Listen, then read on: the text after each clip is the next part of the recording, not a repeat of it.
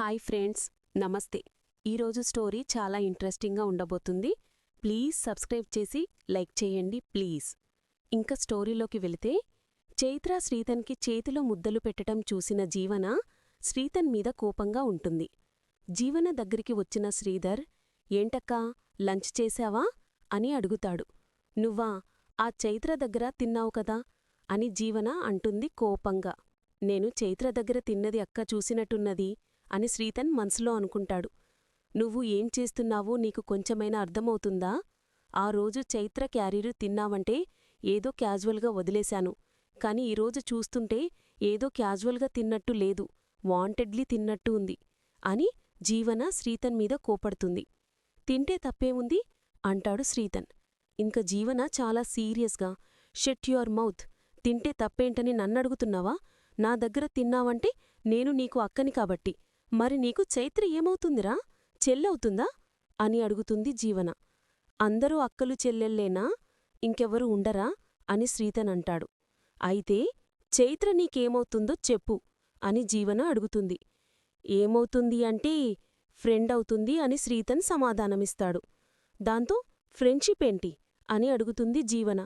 చేస్తే తప్పేంటి అంటాడు శ్రీతన్. చెయ్యడానికి కూడా ఒక స్థాయి ఉండాలి. చైత్ర ఎవరో తెలుసా? అది అసలది ఎవరికి పుట్టిందో కూడా తెలియదు అని జీవన శ్రీతన్తో చెప్తూ ఉంటే, వెనుక నుంచి ఆనంది జీవన అని గట్టిగా అరుస్తుంది. ఒక మంచి గురించి మనం మాట్లాడేటప్పుడు ఒళ్ళు దగ్గర పెట్టుకొని మాట్లాడాలి అని ఆనంది చెబుతూ ఉంటే, ఆ పని నువ్వు చెయ్యి అని జీవన ఆనందితో అంటుంది. అక్కా, ఇష్యూ నాతో కదా, నాతో మాట్లాడు అని శ్రీతన్ జీవనతో అంటాడు. మరి కుట్టి ఎందుకు మాట్లాడాలి అని జీవన అంటే, చైత్ర గురించి నువ్వెందుకు తప్పుగా మాట్లాడాలి అని ఆనంది అడుగుతుంది.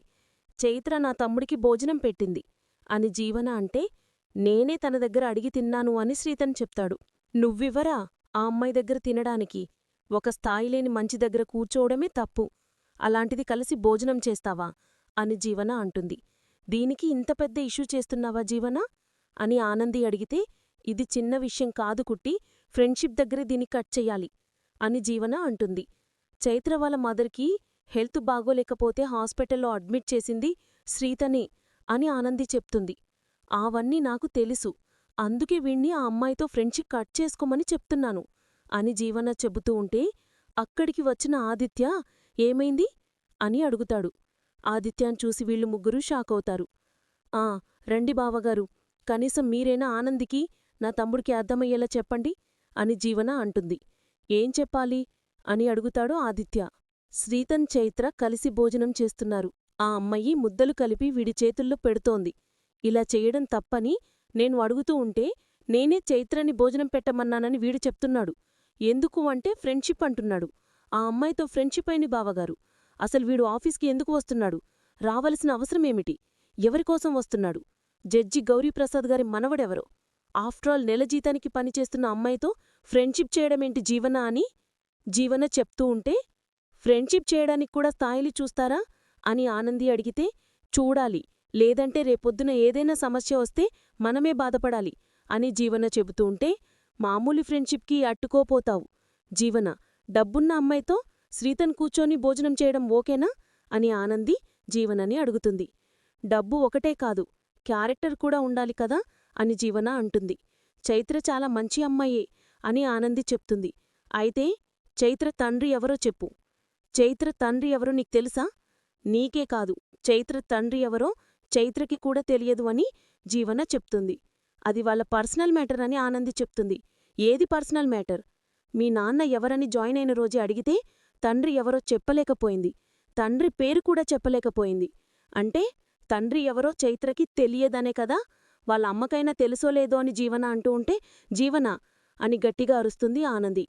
ఎవరి పరిస్థితుల వెనుక ఏ కారణాలు ఉన్నాయో ఊరికే తెలుసుకోకుండా మాట్లాడకు అని ఆనంది అంటుంది.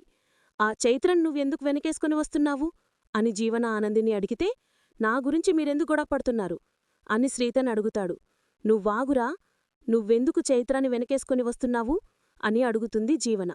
తండ్రి లేనంత మాత్రాన ఆ మనిషికి క్యారెక్టర్ లేదనుకోవడం తప్పు అని ఆనంది చెప్తుంది. నువ్వు చైత్రని ఎందుకు సపోర్ట్ చేస్తున్నావో నాకిప్పుడు అర్థమైంది. నువ్వు కన్నవాళ్ళు ఎవరో తెలియని అనాథవి కదా అని జీవన అంటుంది. జీవన అలా అనేసరికి ఆనంది, ఆదిత్య షాక్ అవుతారు.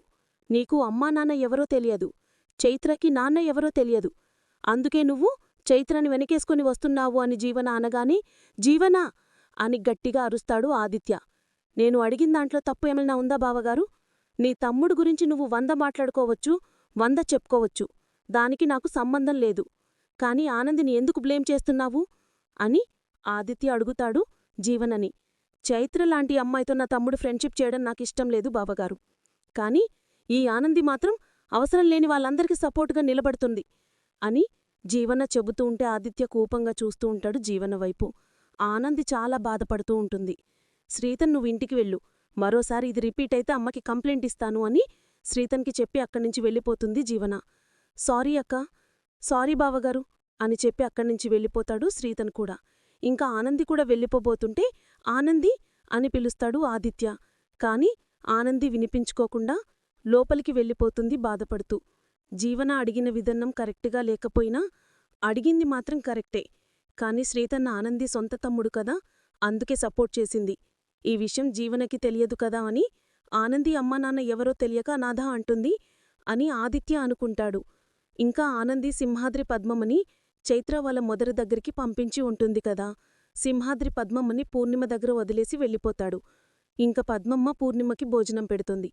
పూర్ణిమ పద్మమ్మ వైపు చూస్తూ, బంగారల్లాంటి కూతుర్ని కన్నావమ్మా, లేదంటే తన దగ్గర నెలజీతానికి పనిచేసే ఉద్యోగి వాళ్ళ అమ్మకి ఆరోగ్యం బాగోలేకపోతే హాస్పిటల్కి వచ్చి డబ్బులు కట్టి మళ్ళీ నా కూతురు ఎక్కడ ఇబ్బంది పడుతుందో ఏమోనని తనని ఆఫీస్కి పిలిపించుకుని నన్ను చూసుకోవడానికి మిమ్మల్ని పంపించింది.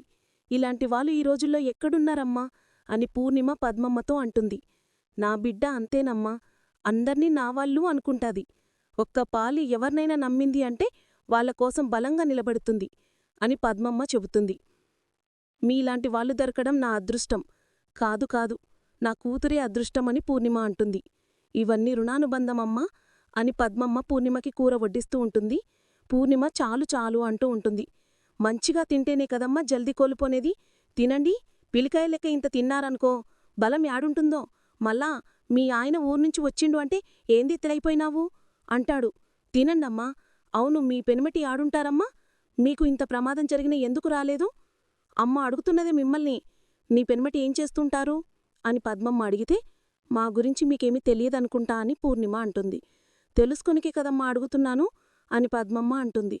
నేను నా కూతురు, మాకు ఇంకెవరూ లేరు అని పూర్ణిమ చెప్తుంది. ఎవరు లేరు అంటే మీ పెనిమిటి మిమ్మల్ని విడిచిపెట్టిపోయిండా అని పద్మమ్మ అడుగుతుంది. అవును, మేము విడిపోయాము అని పూర్ణిమ చెప్తుంది. అరే, పెండ్లాన్ని విడిచిపెట్టిపోయిండు అంటే వాడెంత దుర్మార్గుడమ్మా అని పద్మమ్మ అంటూ ఉంటే, ఆయననేమి అనద్దమ్మా, ఆయనదేమీ తప్పు లేదు అని పూర్ణిమ చెప్తుంది. అంటే తప్పు మీరు చేసిండ్రా అని పద్మమ్మ అడిగితే, నేను తప్పు చెయ్యలేదు అని పూర్ణిమ చెప్తుంది. ఎవరు తప్పు చేయకుండా ఊరికినే మొగుడు పెండ్లాలు ఎట్లా విడిపోటారమ్మా? పైగా నీకు బిడ్డ కూడా ఉంది. బిడ్డతో నువ్వు ఒంటరిగా బతుకుతున్నావు అంటే నువ్వేనా నీ పెనిమిటి విడిచిపెట్టి ఉండాలి, లేదంటే నీ పెనిమిటైనా నేను విడిచిపెట్టి ఉండాలి అని చెబుతూ ఉంటే పూర్ణిమ సునందని గతంలో జరిగిన సంఘటన్ని గుర్తు చేసుకొని దాంతో తనకి కళ్ళు తిరిగినట్టు అనిపిస్తుంది. మరి ఏమైందమ్మా, ఏమైంది అని అడుగుతుంది పద్మమ్మ. కళ్ళు తిరుగుతున్నట్టు అనిపిస్తుంది అని పూర్ణిమ చెప్తుంది. లేవండమ్మా, జాగ్రత్త అని చెప్పి పూర్ణిమని బెడ్రూంలోకి తీసుకొచ్చి బెడ్ పైన కూర్చోబెడుతుంది. గోళీలిజమంటారా అని పూర్ణిమని పద్మమ్మ అడిగితే, ఇప్పుడు నాకు ఏమీ వద్దమ్మా అని చెప్తుంది పూర్ణిమ. మీ పెనిమిటి గురించి అడగ్గానే మీరిట్లా అయ్యారంటే మీ నడుమిట్లేదో పెద్ద లొల్లయి ఉంటది. మీరు చెప్పి నీకు ఇబ్బంది పడేదట్లయితే నేనింక అడగనులేమ్మా. నేను అడుగుడెందుకు, మీరు బాధపడ్డం ఎందుకు? నాకెందుకమ్మా, నాకు నా బిడ్డ అంటే నమ్మకం. అలాంటి నా బిడ్డ మిమ్మల్ని నమ్మి మీ ఇంటికి నన్ను పంపినది అంటే మీరు మంచోళ్లే అయినుంటారు అని పద్మమ్మ చెబుతుంది. నేను కాదమ్మా, నన్ను ఇంతలా అర్థం చేసుకున్నా మీరు మంచోళ్ళు అని పూర్ణిమ మనసులో అనుకుంటుంది. మీరింకేమీ ఆలోచించకుండా హారాంగా పడుకోండి, కాసేపటైనాక గోళీలిస్తాను, సరేనా అని చెప్పి పూర్ణిమని పడుకోబెడుతుంది పద్మమ్మ. కాని ఒక మాటమ్మా, నీకు భర్త వద్దనుకున్నా నీ కూతురికి తండ్రి అవసరముంది. బిడ్డకి పెళ్లి చెయ్యాలంటే తండ్రి ఎవరు అని అడుగుతారు. బతికి లేడు అంటే మాట్లాడరు. కాని ఉన్నాడు అంటే ఏమని చెప్పాలి, ఎవరని చెప్పాలి? ఆ తండ్రి కూడా పెళ్లికి రావాలి. ఎందుకంటే ఆడబిడ్డకి కన్యాదానం చెయ్యాలంటే అమ్మా నాన్న ఉండాలి. నీకోసం కాకపోయినా నీ కూతురు కోసమైనా నీ తండ్రి రావాలమ్మా అని పద్మమ్మ చెప్పి వెళ్ళిపోతుంది. ఈవిడ చెప్పింది నిజమే కాని ఇది జరగదు అని పూర్ణిమ మనసులో అనుకుంటుంది. ఇంకా ఆనంది జీవన అన్న మాటలకి చానా బాధపడుతూ ఏడుస్తూ ఉంటుంది. ఇంకక్కడికి ఆదిత్య వస్తూ ఉంటాడు. జరిగిందాని గురించి ఆనంది బాధపడుతూ ఉన్నట్టుంది. ఆనంది, నీకిప్పటికేనా అర్థమైందా అని ఆదిత్య అంటే, ఆనంది కన్నీళ్ల తుడుచుకుని ఏంటండి, దేని గురించి అని అడుగుతుంది. ఒక అనాథకి సమాజంలో ఎటువంటి గౌరవము ఉంటుందో అని నిన్ను పెంచినవాళ్లు నీకు కన్నవాళ్లు ఎప్పటికీ కాలేదు. అందుకే ఈ సమాజంలో నువ్వు ఒక అనాథ అని ముద్రపోవాలి అంటే నీ కన్నవాళ్ళెవరో నీకు తెలియాలి అని ఆదిత్య అంటాడు. ఈ మాట మీరు నిజంగా అంటున్నారా అని ఆనంది అంటుంది. నిజంగా అంటే అని ఆదిత్య అడిగితే, నా కన్నవాళ్ల కోసం నన్ను పెంచిన మా అమ్మా నాన్న ఆరాట పడుతుంటే వాళ్ళ బాధ పోగొట్టనికి మీరు అబద్ధం చెబుతున్నారు అనిపిస్తుంది. ఒకవేళ ఇప్పుడు నేనన్నది నిజమైతే మీరు నా కన్నవాళ్లను తీసుకురానందుకు మరింత బాధపడతారు అని ఆనంది చెప్తుంది. తీసుకొస్తే ఆనందపడతారు అని ఆదిత్య చెప్తాడు. ఎక్కడ్నుంచి తీసుకొస్తారు అని ఆనంది అడిగితే, వాళ్ళున్న చోట నుంచి అని ఆదిత్య చెప్తాడు. వాళ్ళెక్కడున్నారు అని ఆనంది అడిగితే, ఈ ఊర్లోనే ఉన్నారు అని ఆదిత్య చెప్తాడు. ఈ ఊర్లోనే ఉన్నారు అంటే నిజం తెలిసి మాట్లాడుతున్నట్టే కదా అని ఆనంది మనసులో అనుకుంటుంది. ఏమైందనంది, నేనిప్పుడు చెప్పింది అబద్ధం అనుకుంటున్నావా అని ఆదిత్య అంటే, నిజమేందో ఎప్పుడో చెప్పాల్సిన అవసరమేముంది, ఇప్పుడే చెప్పండి అని ఆనంది అడుగుతుంది. ఏది ఎప్పుడు చెప్పాలో అప్పుడే చెప్పాలి, అప్పుడే దానికొక అందం ఒక అర్థము ఉంటుంది అని ఆదిత్య చెప్తాడు. నిజంగా మీరు నా కన్నవారిని కలిశారా అని ఆనంది అడిగితే, వాళ్ళు ఎవరో అందరికీ చెప్పే రోజున వాళ్ళని నేను కలిశానో లేదో అప్పుడు చెప్తాను అని ఆదిత్య చెప్తాడు. వాళ్ళతో నా గురించి మాట్లాడినారా అని ఆనంది అడిగితే, నీకు మీ అమ్మనాన్నలతో మాట్లాడాలని ఉందా అని ఆదిత్య అడుగుతాడు. ఇప్పుడు మాట్లాడిస్తారా అని ఆనంది అంటుంది. నువ్వు ఇంకా పుట్టలేదమ్మా, నీ పుట్టినరోజు నాడే నువ్వు పుడతావు, అప్పుడే అమ్మనాన్న చూడాలి అని ఆదిత్య చెప్తాడు. మజా కాదా ఆదిత్య గారు, సీరియస్ గానే అడుగుతున్నాను అని ఆనంది అంటుంది. నేను సీరియస్గా చెప్తున్నాను ఆనంది, వచ్చే నీ పుట్టినరోజునాడు మీ అమ్మ నాన్న నీ కళ్ళ మీదుంటారు, వీళ్లే నీ కన్నవాళ్లు అని అందరికీ నేనే చెప్తాను అని చెప్పి వెళ్ళిపోతాడు. ఆదిత్య ఇంత ఖచ్చితంగా చెప్తున్నారు అంటే ఆదిత్య గారికి నిజం తెలిసిపోయింది. నిజం బయటపడితే అమ్మ ప్రాణానికి గండం కదా, వెంటనే ఈ ముచ్చట పూజారి తాతకి చెప్పాలి అని ఆనంది పూజారి తాత దగ్గరికి వెళ్తుంది. పూజారి తాతకు విషయం చెబుతుంది. నువ్వు చెప్పిందంతా నాకు అర్థమైందన్నా, కాని నీ భర్తకి నీ పుట్టుక గురించి ఎలా తెలిసిందో తెలియటం లేదు. ఎందుకంటే ఈ నిజం తెలిసిన వాళ్ళు 1 నువ్వు, 2 నేను, 3 శంభు, ఇందుమతి గారికి కూడా తెలుసు.